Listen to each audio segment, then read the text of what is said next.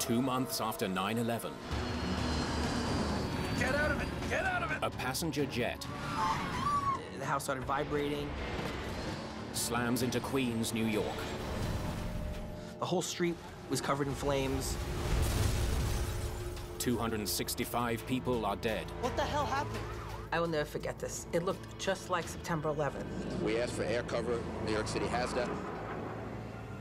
Many fear the crash is no accident. Everybody thought it was a terrorist attack. This was probably the most complex investigation that I had ever directed. It came in fast and steep. Let's hope it's not what we think. Mayday, mayday.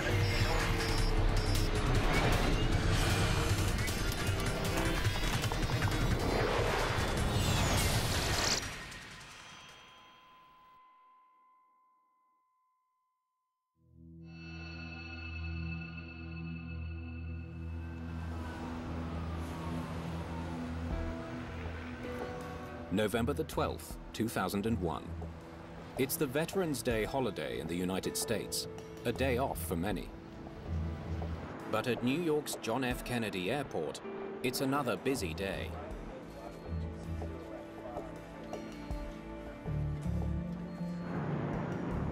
American Airlines Flight 587 is carrying 251 passengers en route to the Caribbean.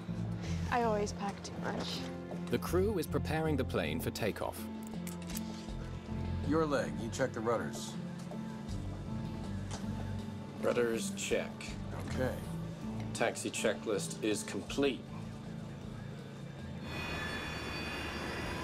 Captain Ed States is a former military pilot who joined American Airlines 16 years ago. Bleeds on. Temperature check. I'm just gonna double check the winds here. First Officer Sten Molin will be the pilot flying today. 101.1. Winds checked. He and the captain had flown together quite a bit before and liked flying together. So in that aspect, this was a normal trip. Takeoff data is set.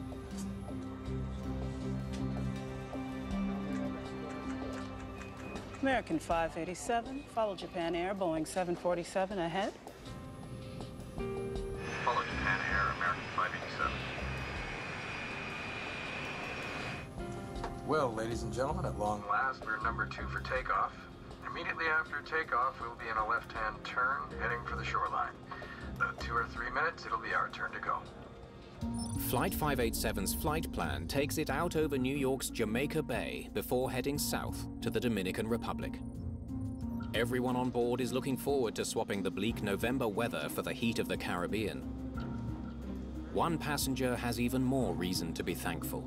2 months ago, on September the 11th, Hilda Mayor survived the attack on New York's World Trade Center.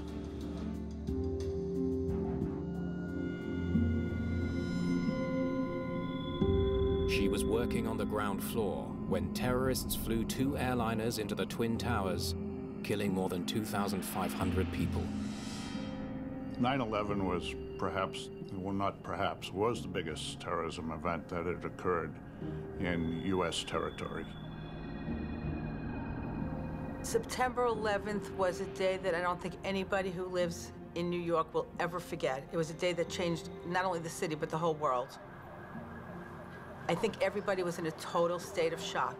And I think that shock lasted for months and months and months.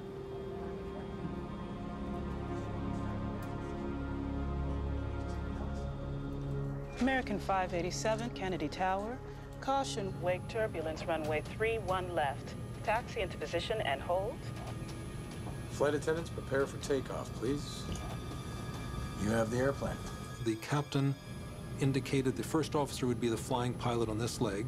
The captain designated him to fly the flight. That's routine. It's the captain's choice. American 587, runway 31 left, cleared for takeoff.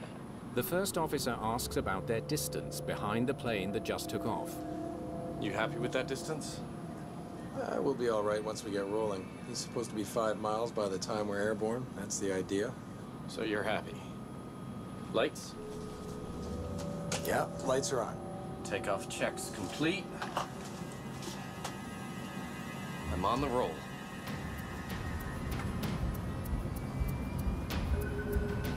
Thank you, sir.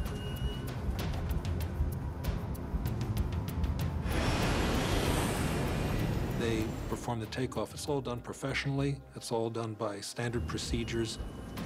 V1. Rotate. Flight 587 lifts off at 9:14 a.m.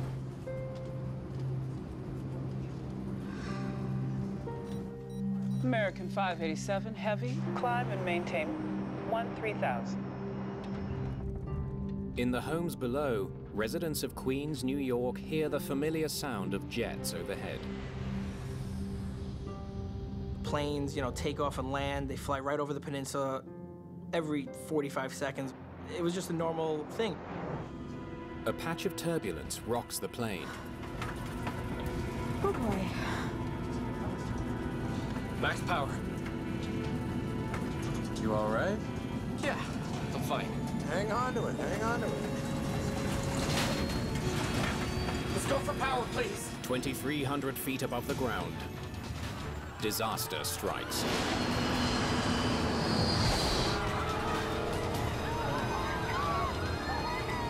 The plane is losing altitude and falling out of the sky. Holy crap.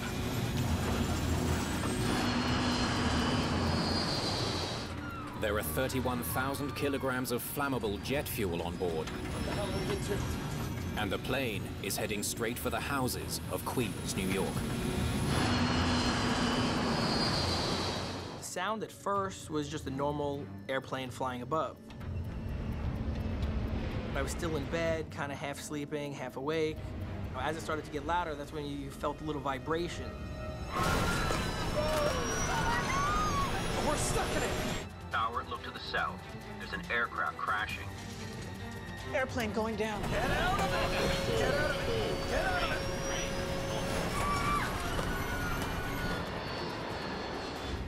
The house started vibrating very heavily. This all happened really quick.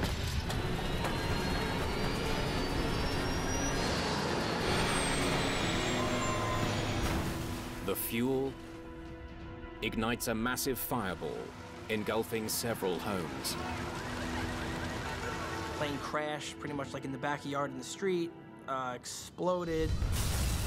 My whole window was bright orange, really loud, really bright. I just jumped up looking for my glasses and pretty much with my dad ran out to the front of the house.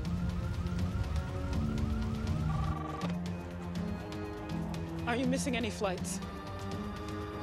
American Airlines Flight 587. We ran out the front door. All I could see, because I didn't have my glasses, I couldn't find my glasses. The whole street was covered in flames. My whole side of my house was covered in flames, and there was just black smoke billowing up, like really high. What the hell happened? I remember looking back into my house, and the whole kitchen area was just black. It was all thick black smoke already. Fire rips through the quiet neighborhood, and a city still in shock from the events of 9/11 is plunged back into fear and chaos. See my eyes and I scream, everybody go out! It's back up. It looks like a war zone. Jason's mother, Lois, is driving to work when she gets the most terrifying call of her life. My husband was screaming hysterically into the phone, "The house is burning down, the house is burning down, come home." And in those moments, I went into a state of panic, thinking I didn't know where Jason was. I drove towards Rockaway, and I will never forget this. It looked just like September 11th. All I saw was the black smoke and the flames for like what looked like a mile. The whole area looked like it was on fire. Then I realized that my house was like gone. And I was just I was in total shock. We're over here! I heard Mark and Jason scream, "We're over here." And I turned around and I saw them and I ran over and I almost fainted. Then I remembered screaming to them, "What happened?" And they're telling me a plane crashed. The horrific scene seems to echo the events of September the 11th. All 260 people on board the plane are dead, as well as 5 people on the ground. Everybody thought it was a terrorist attack. Many people fear the worst.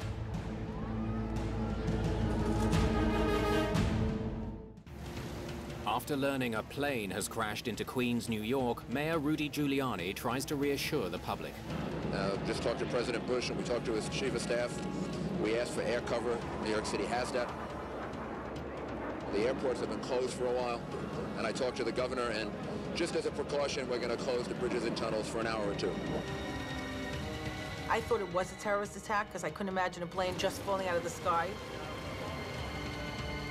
Why would anybody want to crash a plane? It's a Rockaway.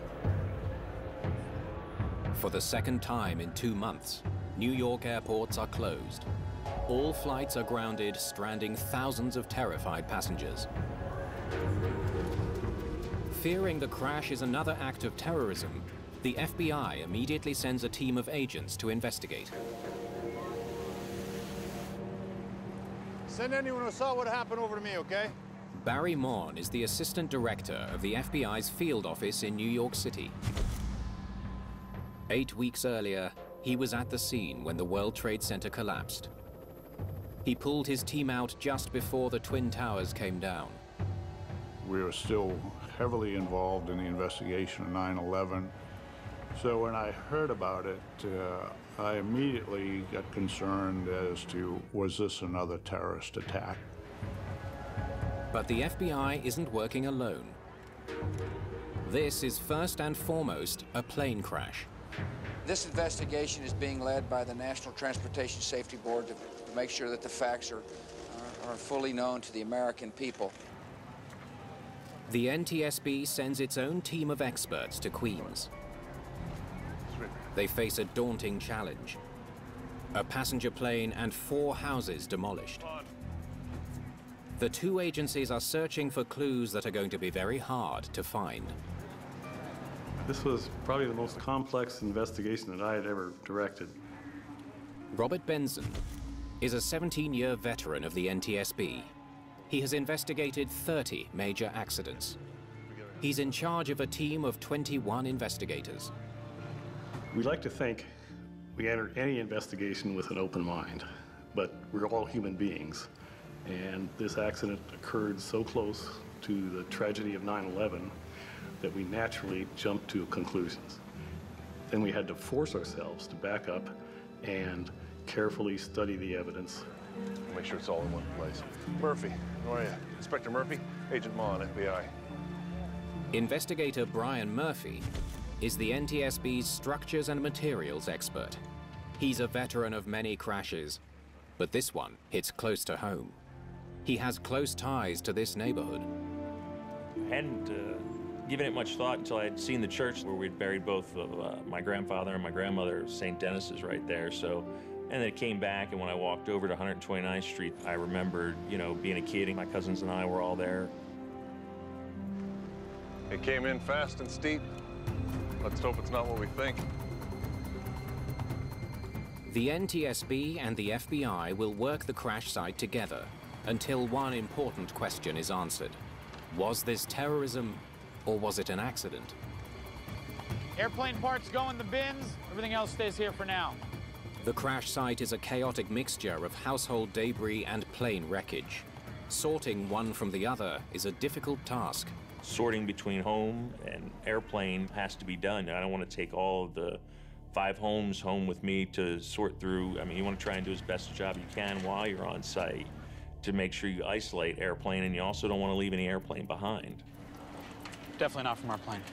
Thanks. We've been doing this a long time, of course, and we can recognize an airplane by only looking at about 10% of it. But to a layperson, the destruction of the fuselage and the wings was so great that I would venture to say a layperson would have trouble recognizing it as an airplane crash. Flight 587 crashed into a densely populated neighborhood. Hundreds of people saw the plane come down and are eager to tell their story. I heard a noise, I looked up in the sky, I saw a plane, I saw fire coming out of it. The plane blew up in half, it blew in the air. I was half asleep. It's a sound that got me up. It was real loud. Witness reports fuel concerns this was a terrorist attack. Some of the witnesses were saying they saw the plane explode in the air, that they saw a huge fireball, and sounding like it had been a bomb on board. If there was a bomb, there should be evidence of it in the debris.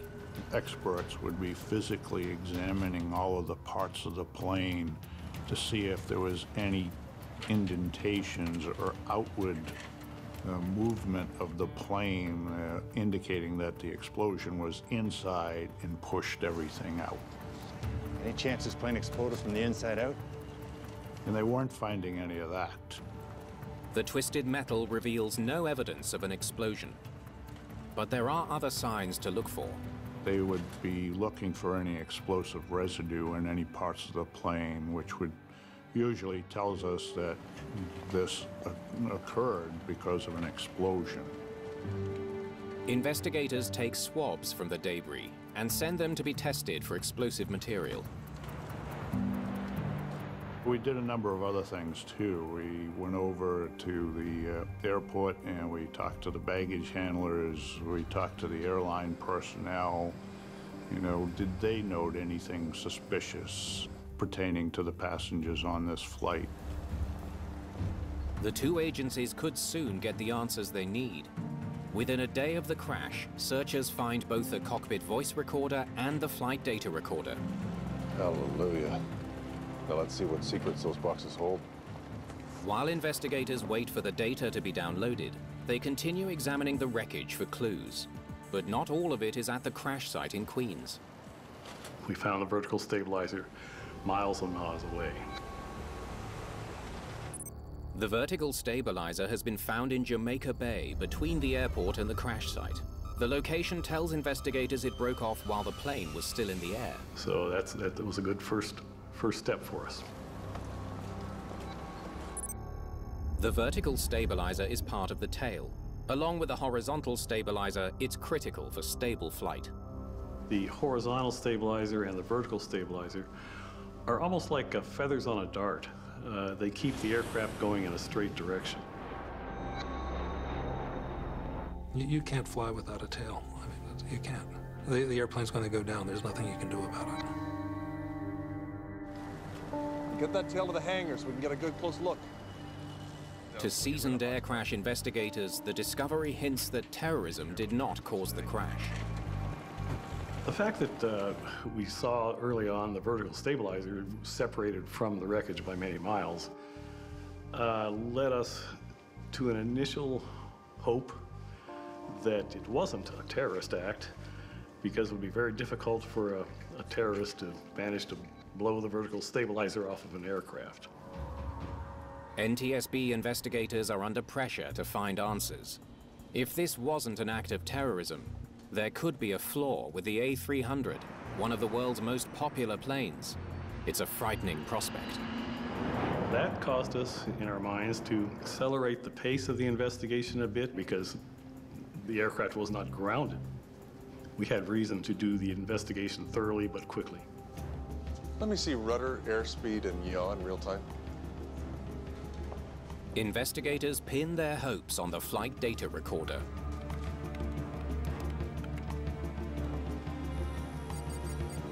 They immediately notice something unusual. Look at these rudder inputs. The rudder helps pilots turn the plane by deflecting the oncoming air. The more it pivots, the more the air is deflected and the sharper the turn. What is going on? From the flight data recorder, we discovered that the rudder had been moved back and forth rapidly several times. We didn't know why. Could have been caused by the pilots, one or both perhaps, reacting to something. Investigators are intrigued. It looks like the pilots were having trouble controlling the plane during the last 30 seconds of the flight. A few seconds later, the plane pitches down suddenly and accelerates. The dramatic motion can only mean one thing. This is the moment the tail came off the plane. Here they go with the rudder, and then 7 seconds later, the stabilizer snaps off. I don't get it. Investigators hope the plane's cockpit voice recorder will tell them why the pilots were having so much trouble controlling their plane. You ready to go? And why the plane's tail came off in midair. The CVR is an amazing device. It's a digital tape recorder that records all noises in the cockpit and noises even some outside the cockpit. They listen to the last few moments of the flight. If a bomb brought down the plane, they should hear the sound of the explosion. Little wake turbulence, huh? Yeah.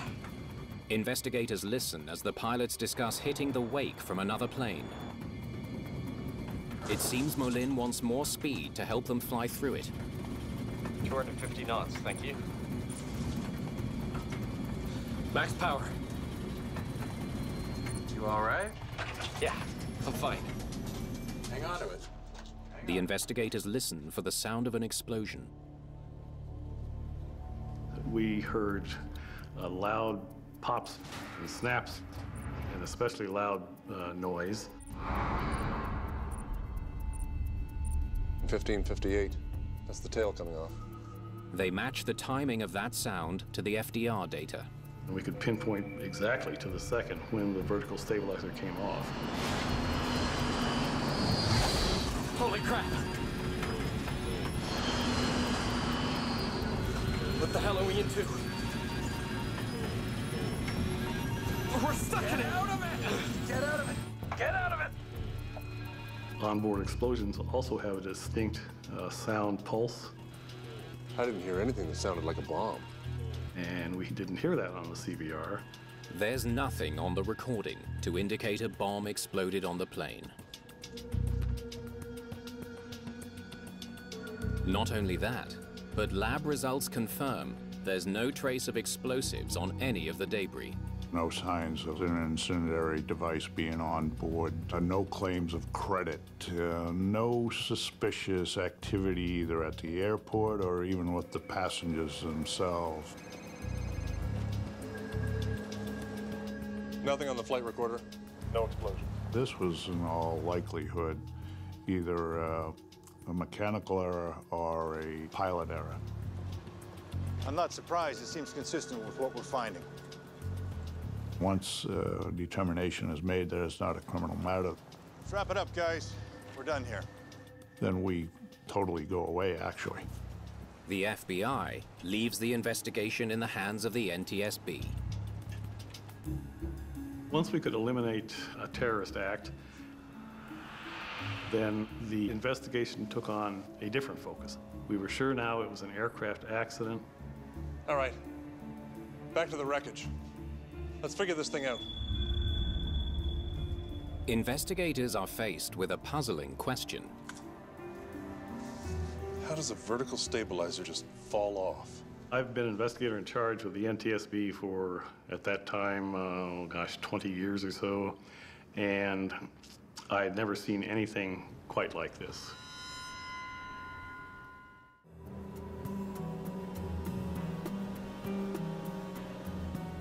Investigators study the vertical stabilizer recovered from Jamaica Bay. They look for any clues that might explain why it broke off. Here's a case where the vertical stabilizer failed during a routine flight. And this is a very rare event, and we're trying to understand what are the factors involved in it.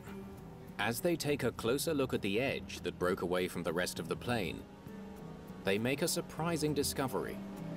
The fitting just ripped apart.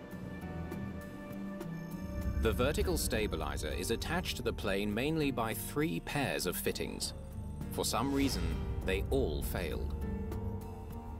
It's a confounding discovery. The stabilizer is made of a modern composite material that's designed to be stronger than steel.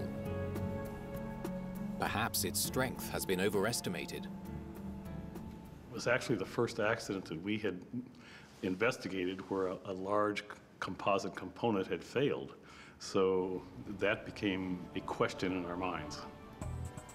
Composites are made by fusing more than 100 layers of carbon and glass fiber.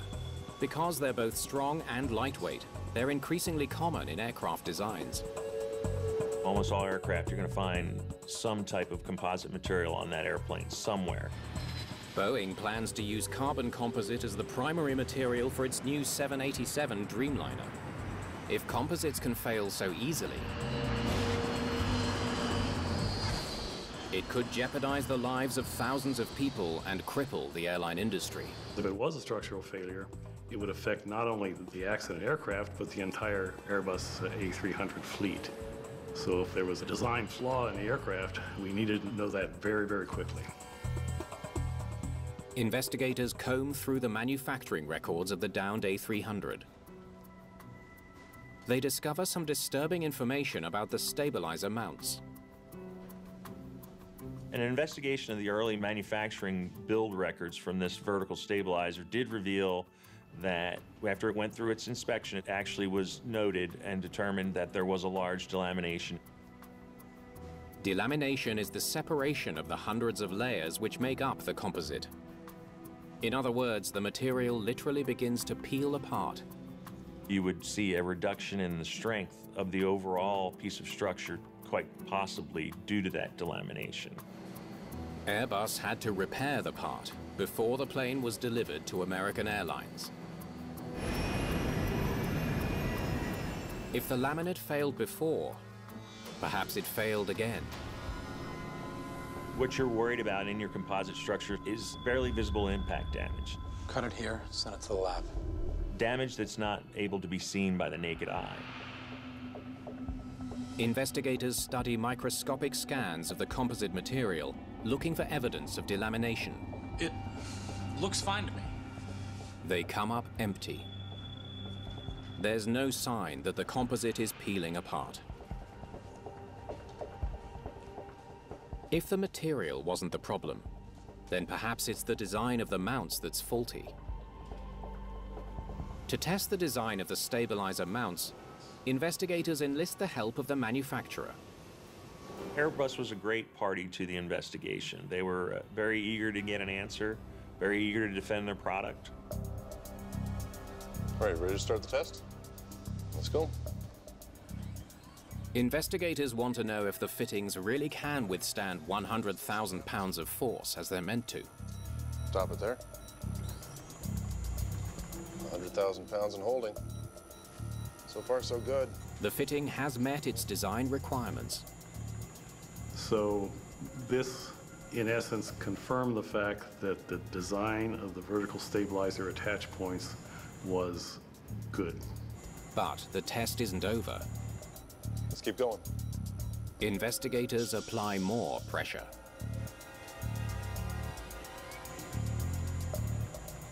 That's 150,000.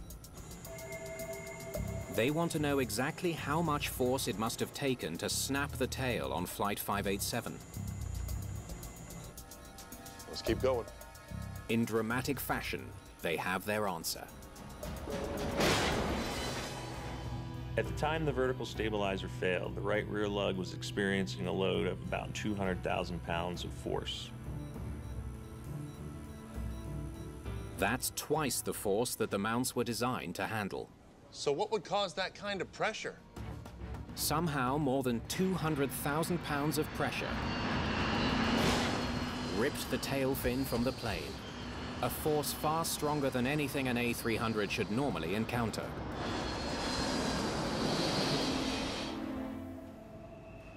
We knew, of course, from listening to the air traffic control tapes that the accident aircraft took off a minute and a half or 2 minutes after a JAL, Japanese airline, Boeing 747. A little bit of wake turbulence, huh?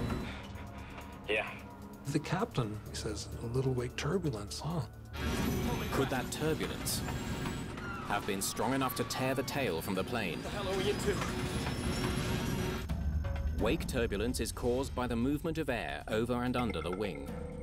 When the two streams of air meet at the wingtips, they combine to create a powerful vortex that trails behind the plane. So you can almost imagine two tornadoes coming off the wingtips of an airplane. The effects of wake turbulence vary upon the size of the aircraft encountering the turbulence. Small planes face the greatest risk, especially when flying behind large airliners. The powerful turbulence can be catastrophic. Pilots are trained to avoid the wakes coming off planes ahead of them by staying back a safe distance. Investigators wonder if the pilots of Flight 587 miscalculated that distance as they waited to take off behind a jumbo jet. Japan Airlines 47 Heavy, runway 31 left, cleared for takeoff. The JAL flight took off at 11 minutes after 9. American 587, Kennedy Tower. Caution, wake turbulence, runway 31 left. Taxi into position and hold. You have the airplane. They had been cautioned about wake turbulence behind the 747 by air traffic, so they would all have been aware of it. A minute and a half later, Flight 587 was cleared to take off in the same direction. American 587, runway 31 left, cleared for takeoff. Investigators know the first officer was concerned about their distance from the 747. You happy with that distance? We'll be okay once we get rolling. He's supposed to be 5 miles by the time we're airborne. That's the idea. So you're happy? Lights? Maybe they got too close. If the pilots misjudged the distance to the plane ahead, I'm on the roll. Airport radar information should reveal their mistake. Investigators plot the paths and distance of the two planes. Never closer than 5 miles. They should have been fine. Their calculations show that Flight 587 was flying at a safe distance. The wake should be too weak to be dangerous. The separation was entirely within Federal Aviation Administration regulations. But after they hit the wake, the tail falls off. Was this some kind of super wake? Our job then became to figure out how strong the wakes were. Many factors can influence the intensity and direction of wake turbulence, the strongest of which is weather. Weather and wake turbulence go hand in hand in a sense. In fact, wake turbulence is almost a weather phenomenon. I mean, it's air movement. In a perfectly calm wind condition, for instance, the wake turbulence off of an aircraft goes straight back and affects anything straight behind it. If you have a crosswind, the wakes off the tips of the wings actually blow with the wind. They remain rotating, but they move. Winds were just 11 knots. Investigators discover that there was very little wind as Flight 587 took off. That may have made things worse. There was no wind to help dissipate the vortex. NASA scientists conduct a study to determine exactly how strong the wake would have been. They said at the time of the encounter by the accident aircraft, the wake from the 747 had dissipated 20 to 40% or so. The vertical stabilizer can withstand almost 200,000 pounds of bending force. Even at full strength, the wake from a 747 should not be strong enough to snap the tail off an A300. At 80% of its strength, it could not have done any damage at all. Not even close to what it would take to rip the tail off an Airbus. Investigators return to the best clue they have, the unusual rudder movements. 11 degrees left. 11 degrees right. We saw the rudder go back and forth to its maximum deflection several times very, very rapidly.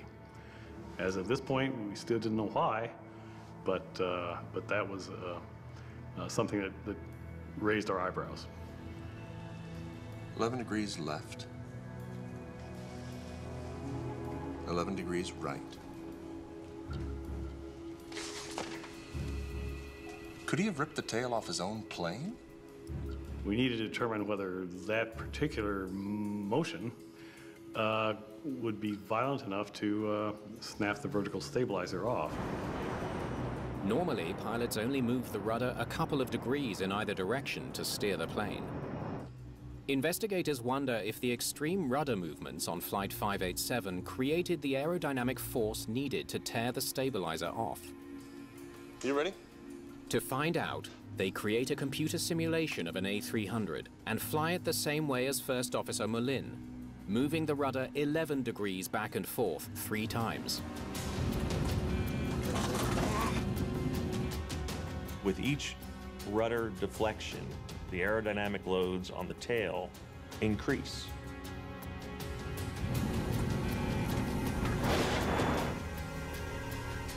There. That would have done it. And it was those increasing loads that caused this. They concluded that it was the inputs that were being made on the controls that led to the structural failure, and then no other factor. Well, he's doing it to himself. And by way of analogy, you stick your hand out the car window going 60 miles an hour, and you can feel it being pushed backwards. Well, try sticking your hand out the window when you're going 250 miles an hour. Well, you probably lose your hand. What was he thinking? The discovery finally explains what happened to American Airlines Flight 587. But it doesn't explain why. So now we've eliminated several items, and we're starting to look at the actions of the flight crew very carefully. It's clear the pilots should have had no trouble handling the amount of wake turbulence they experienced on takeoff. Our studies through NASA indicated that the strength of the wakes were not that severe. They were easily manageable. Normally in wake turbulence, an airplane, especially as large as an A300, can respond itself to the wake turbulence. There's a momentary discomfort. Oh boy. And then the airplane resumes normal flight. But that's not what happened on Flight 587. Little wake turbulence, huh? The captain commented a little wake turbulence. Yeah. He may have been questioning the first officer's response. And he was just saying, you know, it was not that big a thing, was it? You all right? Yeah, fine. What's surprising was the first officer's response. There really should not be a call to have that kind of aggressive actions to it. They don't understand why an experienced pilot would move his rudder so violently to fly out of the wake.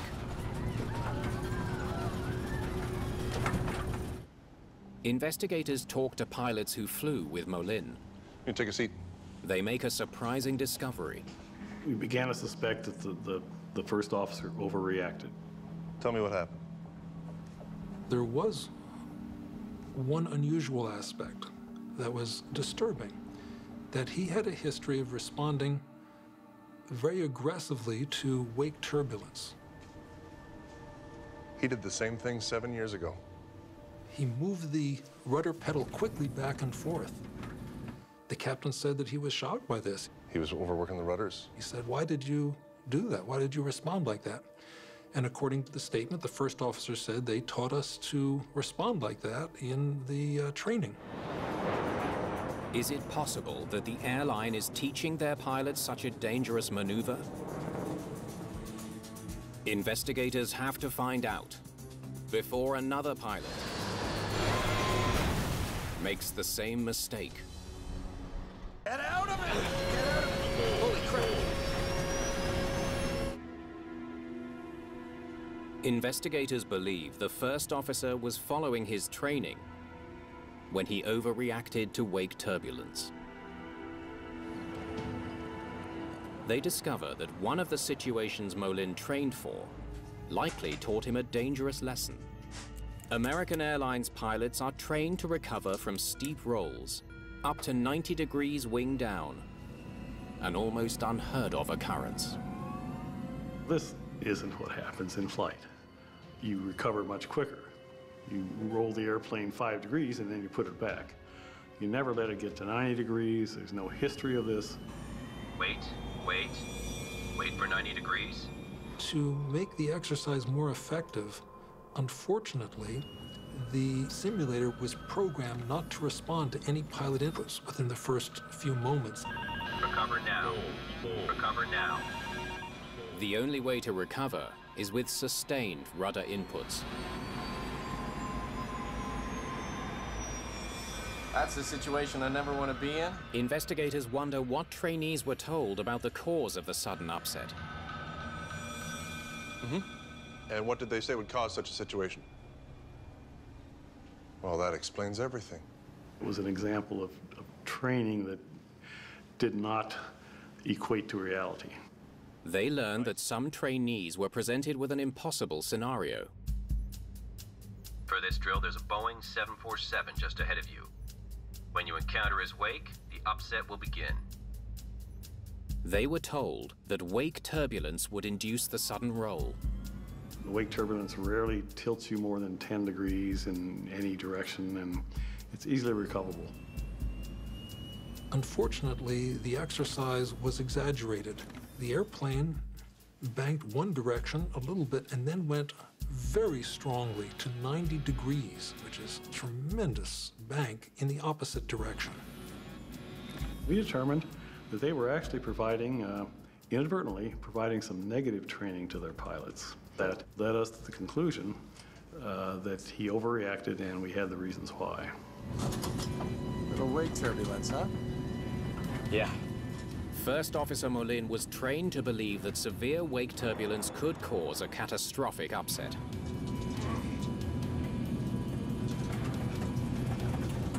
Max power. You all right? The captain asks him, "Are you all right?" And it's noteworthy that the captain does not add max power. In the captain's opinion, max power is not appropriate in this situation.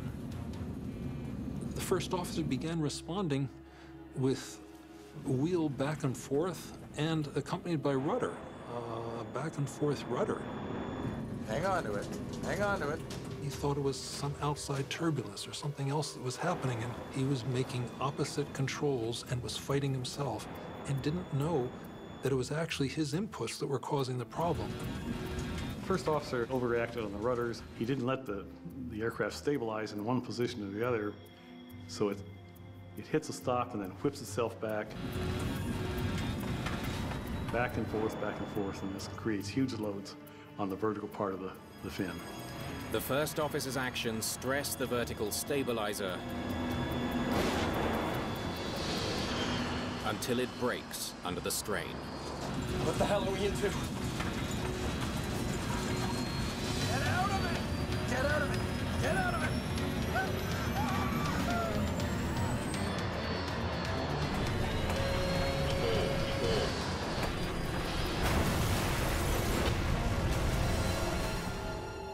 After the accident, American Airlines changes its training procedures dealing with wake turbulence.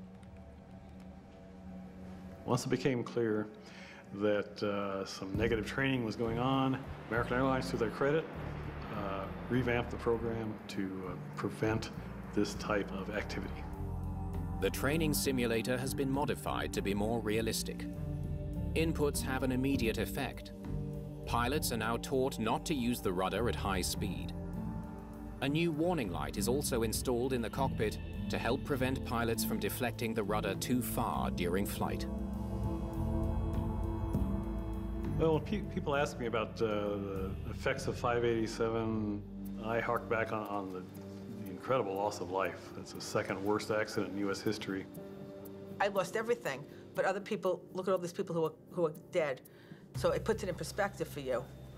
Since this accident, the industry made major changes in terms of pilot training and made a big effort to help pilots understand this situation so that they will not be caught by surprise, so this will never happen again. Don't miss Incredibly Small World, the eye-opening series that reveals the amazing lives of people with dwarfism across the globe, premiering tomorrow at 9.